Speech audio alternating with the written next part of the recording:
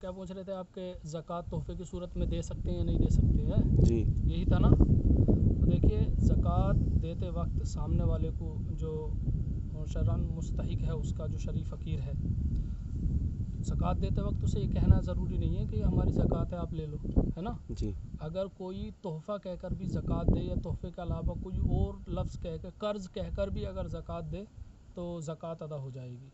اور زکوٰۃ دیتے وقت جو ہے لفظ زکوٰۃ ادا کرنا یہ ضروری نہیں ہے کہ یہ زکوٰۃ لے لو، ٹھیک ہے نہیں. جی اور دوسرا مسئلہ کیا تھا آپ کا کہ میاں بیوی ایک دوسرے کو زکوٰۃ دے سکتے ہیں یا نہیں دے سکتے، ہے نا. جی تو دیکھیے اس میں مسئلہ یہ ہے کہ میاں بیوی جب تک ان کا طلاق نہیں ہوا ہے اور طلاق کے بعد عدت نہیں گزری ہے تب تک ایک دوسرے کو وہ زکوٰۃ نہیں دے سکتے.